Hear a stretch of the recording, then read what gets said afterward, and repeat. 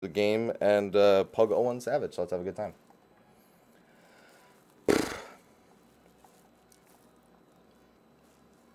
Hey everyone, Mr. Happy here, and in this video we're going to be checking out the patch 4.05 patch notes for Final Fantasy XIV's latest patch. This is a patch that's introducing Omega, Deltascape, Savage, as well as the Lost Canals of Uznair, and some balance changes for some jobs that a lot of people have been waiting on.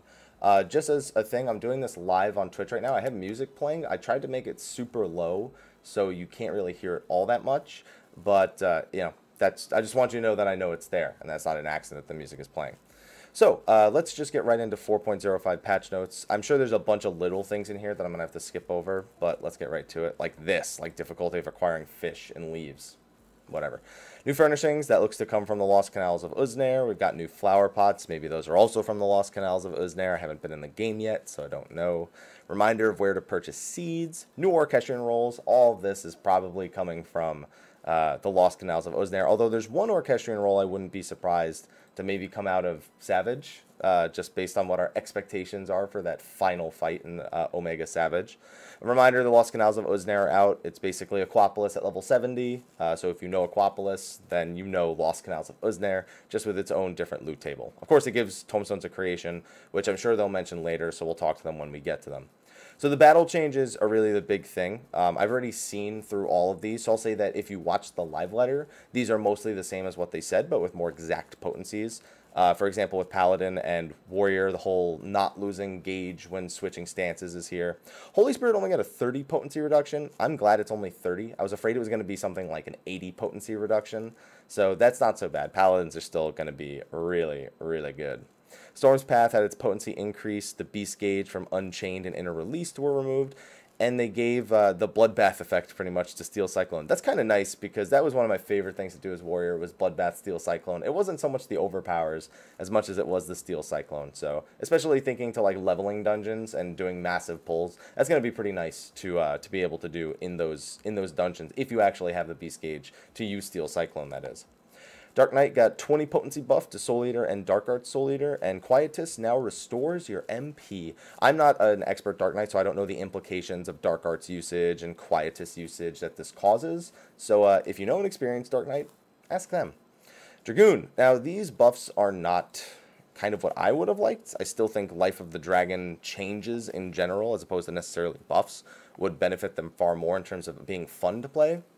But 30 seconds on Elusive Jump, a baseline of 20 seconds on Blood of the Dragon, Sonic Thrust also increasing Blood of the Dragon by 10 seconds. Those are all nice changes. It just ultimately still means that your Life of the Dragon is gated behind the exact same mechanics as it was before. Just that certain aspects of these mechanics are less punishing. Like the opener that people have been doing at 15 seconds for Blood of the Dragon is now super easy to do at 20 seconds with Blood of the Dragon. So there's no like, oh, you just barely get it. No, you will definitely get it now with the way that Blood of the Dragon has an extra 5 seconds on it. 12 Yalms on Dragon Sight, good. Although people still run out of range of it, so I still feel like I can't have trust with anybody. I feel bad for all Dragoons when they use this ability, and the Red Mage is in melee range, and then they jump back and they never come back. I love it. Lance Mastery had a buff, and the animation lock on Mirage Dive was shortened. So I believe that means you could probably dual weave it, or double weave it. I don't know the exact length of it, because it was shortened, not removed, so should just make it a little bit smoother to use. Gust Slash saw potency reduction. They told us they were doing that in the live letter. Machinist changes. They told us they were making Heat Gauge generate slower, and they were just giving them flat buffs. We already knew the Hot Shot buff of it being a flat 3% increase. Quick Reload no longer reducing the Heat Gauge. I kind of like. I didn't like that when I played it at the Media Tour. It felt really awkward to do because then you could quick reload it. If you quick reload it at like 50, 55, it would pretty much lower you down below 50, and then it felt like I didn't want to wait to be using quick reloads. They also reduced the heat gauge generation on the heated abilities. Barrel stabilizer being a minute. That's good. There was no reason for that ability to be 2 minutes in the first place. And then Rook Overload and Bishop Overload had their potencies doubled. From what a machinist told me, this is actually really nice, the 800. Not just because it's basically a Samurai's Guren on a machinist, but more so because your turret will get off 8 attacks in 30 seconds in the time that your overload basically means you can't have a turret. And I think their attacks are 100 potency a hit. So this basically equals the equivalent time of a turret being available when you use the overload. So it's like front loading the next 30 seconds of damage all at once instead of letting it play off over over 30 seconds. So another thing is during burst phases when you have buffs and stuff like that on the turret, or when the boss is debuffs that make them take more damage, that means that this actually ends up scaling really nice, because those buffs aren't necessarily going to be available for the whole 30 seconds. So this is actually really, really nice, and well, I'm glad to hear that I'm glad to hear that machinists are somewhat happy with this. Let's see, Black Mage. So I don't want to comment much on Black Mage because I don't know what the MP cost reductions are. I don't know the implications on the rotation. It all looks nice on the surface, especially foul being 0 and triple cast being 60 seconds.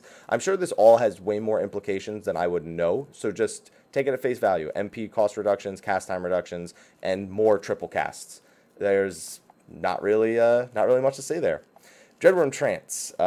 So this isn't really all I would have liked to have seen for Summoner, but basically if something's like invulnerable, then it doesn't matter. You'll still get the Ether Trail, so you won't be screwed out of Dreadworm or Bahamut, it seems. But I still would have liked to have seen changes to Devotion. I still don't like the way that it's the nearest target or anything like that. Let's see. Party members will no longer... Oh, so Plenary Indulgence with White Mage looks brand new. Well, sort of. So instead of it being single target, it's now basically an AoE tool, which kind of is what it was implied. It was like a single target / AoE tool that didn't really make a whole lot of sense before. It was really weird. It sucked. Now basically every time you cast an AoE heal, Medica 2, Cure 3, 100% gives everyone who gets hit by it a Confession stack. And then on top of that, the Confession stacks are shorter, so it's meant to be used in a shorter duration. And the potency was nerfed, which makes sense, but it basically adds MP efficiency to your AoE heals once a minute. And that's pretty nice, because White Mage is already incredibly MP efficient. So adding some MP efficiency to these 3 heals by making it so that you get this free AoE follow-up heal if needed is definitely way better than the way that Plenary was working before. And now I'm going to have even more MP to work with on a White Mage. Confession stacks will now also be granted to the player casting Medica 2. Okay, so they get their own confession stacks as well. Okay, so these are all pretty good changes. Still don't know if I'm a huge fan of Plenary Indulgence, but this is a million times better of a level 70 ability than it was before. So I'm very happy with it compared to the old version. Now, Secret of the Lily, I noticed it's kind of weird. So basically now both Cure and Cure 2 have a 100% chance of proccing a Lily. I guess that what that means is you don't need to only spam Cure 2, which is what it came down to. I didn't see a single White Mage ever use Cure 1 ever again since Secret of the Lily was introduced. So I'm going to assume this means you can fish for free Cure procs a little bit more and not feel so bad about not generating Lilies. Which again increases their MP efficiency, but I have a feeling still a lot of people are going to go directly to the Cure 2 because White Mage is so MP efficient overall anyway. I have to see how it works once I actually get into the game. If I feel like using the Cure 1s at the lower potency is more worth it, because you got to remember that Cure and Cure 2 had their changes going into the expansion as well. So the curing on them it feels really good. I'll just have to see how it actually plays out, because I play my White Mage in a lot of stuff, so I'm curious to see how that ends up feeling. Scholar. Oh, you. Oh, you. So we knew about the emergency tactics change, 10 seconds less. I don't know what effect that has. Indom being 100 more potency, good. It shouldn't have been 400.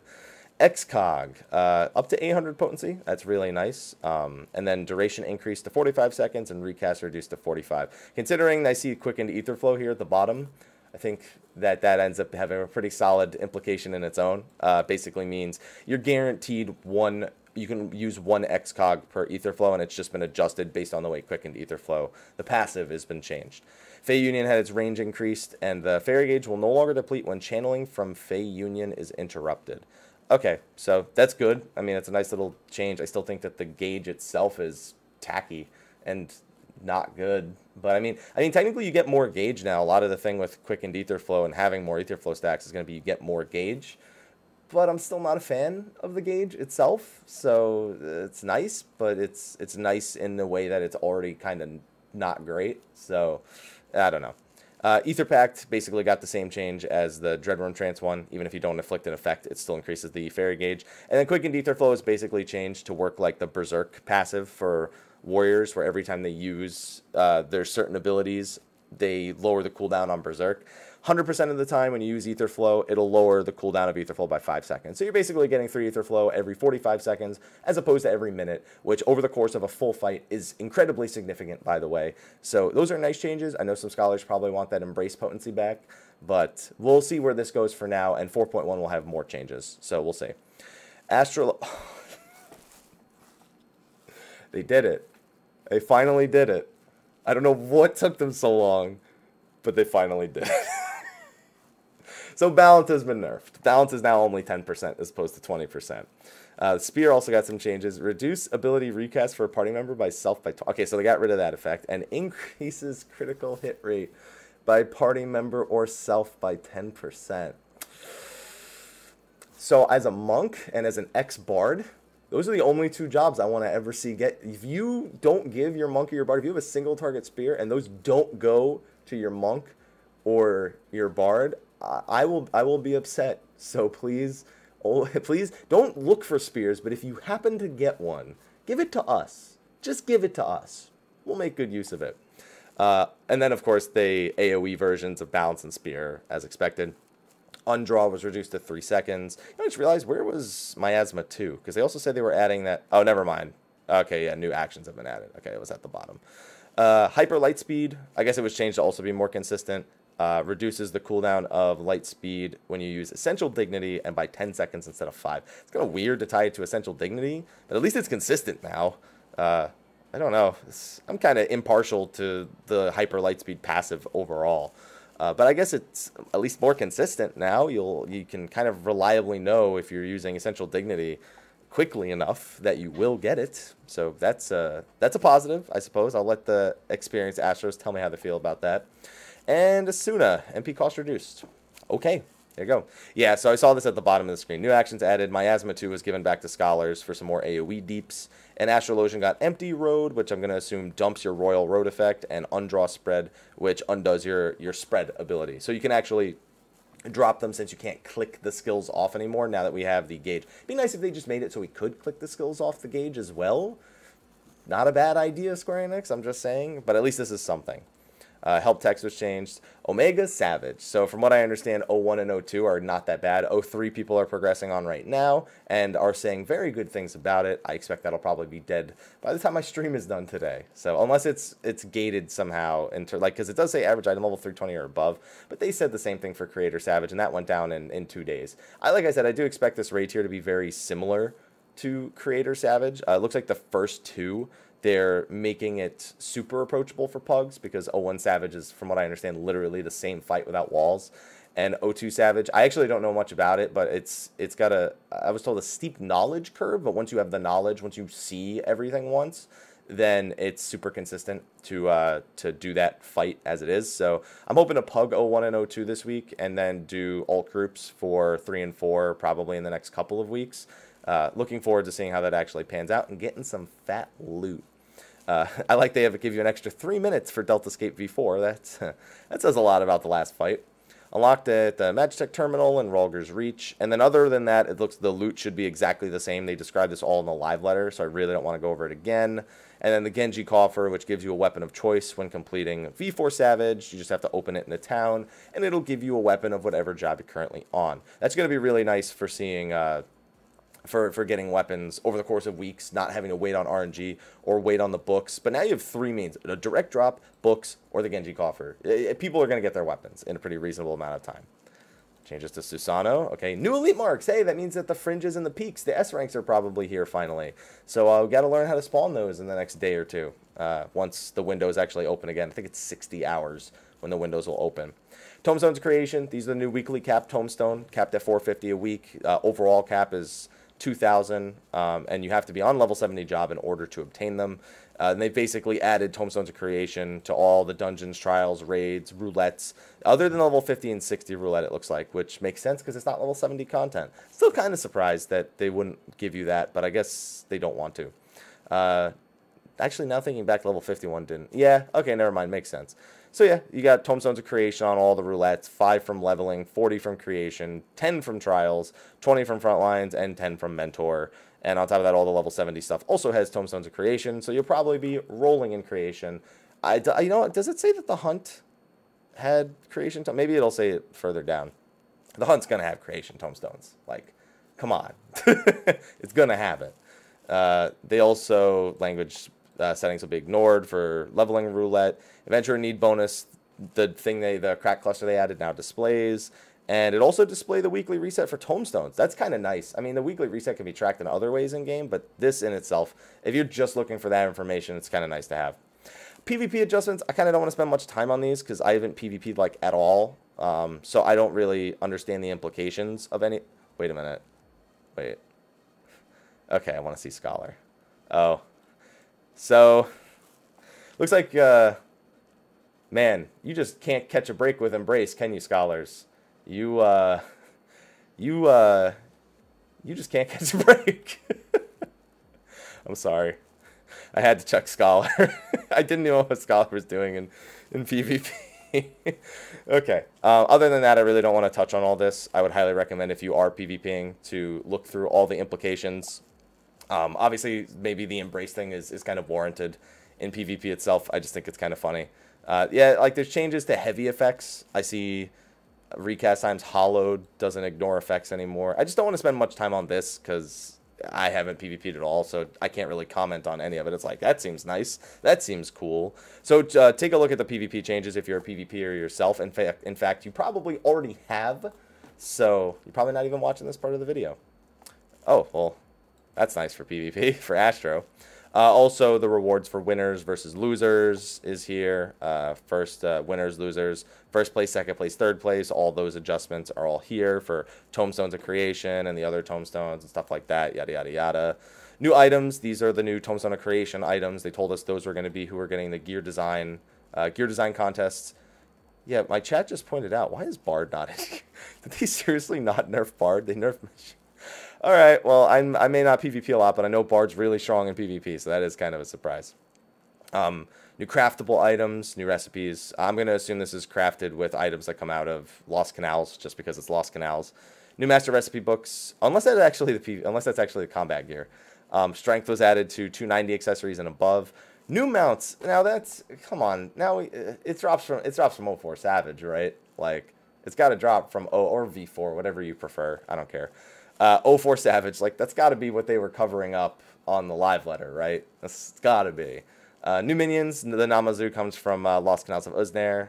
New achievements for beating Lost Canals, getting all the way to the end floor, or clearing Omega Savage, you know, X amount of times. This is the usual achievements. This one's funny. The position and orientation of players after teleporting the catch from Orions has been adjusted. So remind me, is that where it puts you looking at the exit to the East Shroud? Because I feel like that is what happens, and I feel like I'm very used to that. So, thank you.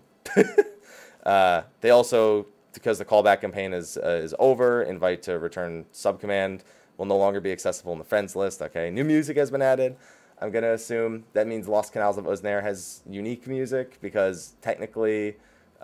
based on rumors, then the music that is potentially added to 04 Savage was actually already there. So maybe it's just that because we couldn't actually access it. It probably means 04 Savage is what it probably means. I can't take the time to go over all these resolved issues. Are there any funny ones at the very least?